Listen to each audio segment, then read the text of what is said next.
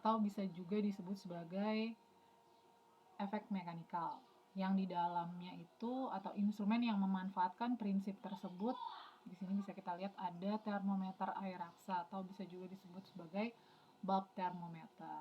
Lalu ada termometer bimetal dan termometer tekanan. Sebenarnya mungkin masih banyak lagi, tapi kita akan membahas 3 ini ya.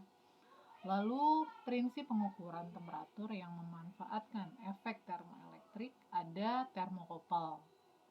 Kemudian prinsip pengukuran yang memanfaatkan perubahan dari resistansi atau perubahan hambatan, ini instrumennya adalah RTD dan termistor. Lalu yang terakhir yang akan kita bahas di sini,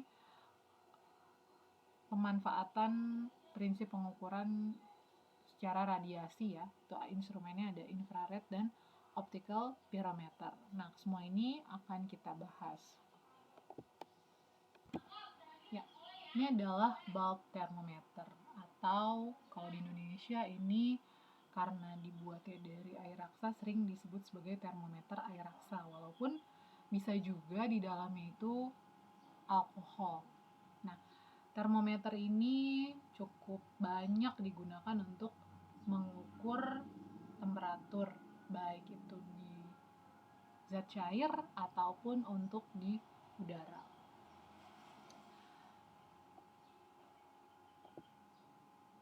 Pada bulb thermometer kita bisa lihat ya anatominya. Di sini ada bulb yang bagian bulat seperti ini.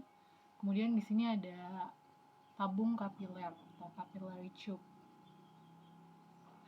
Nah, pada saat temperatur ini meningkat, maka fluida, yaitu air raksa ataupun alkohol, itu akan memuai sepanjang tabung kapiler, dan si level dari meniskus ini akan terbaca ya dengan adanya skala yang tertulis di sini.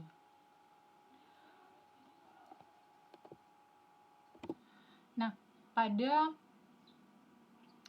bulb thermometer untuk konsumsi industri biasanya dibutuhkan range pengukuran temperatur dari minus 200 derajat sampai dengan 1000 derajat Celcius. Walaupun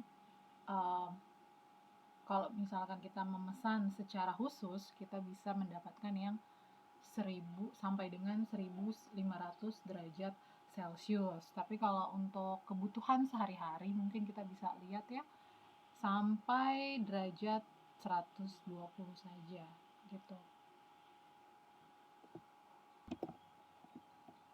Kemudian di sini ada bimetallic thermometer. Nah, sesuai dengan namanya, bimetallic. Bi itu artinya 2, metallic berarti di sini ini adalah logam. Jadi ada 2 logam karena bimetallic artinya ini termometer yang didasarkan atas diikatkannya 2 logam, lapis logam seperti ini secara bersamaan ya. Penggunaan bimetallic thermometer ini banyak digunakan untuk aplikasi dalam termostat. Nah, hal ini didasarkan atas fenomena bahwa jika ada 2 logam dengan koefisien muai atau ekspansi termal yang berbeda, maka perubahan temperatur akan menyebabkan salah satunya membengkok gitu. Lihat di sini ya, jadi di sini ada metal A dan metal B dengan koefisiensi muai yang berbeda. Nah, ketika salah satu ujungnya ini dipanaskan, maka dia akan membengkok. Aplikasi pada bimetallic thermometer ini, karena dia mampu membengkok seperti itu, banyak digunakan untuk kontrol on-off temperatur ya. Jadi nanti ketika temperatur ini meningkat, dia akan didekatkan dengan seperti ini nih, seperti ini ya. Jadi dia akan membuat hubungan listrik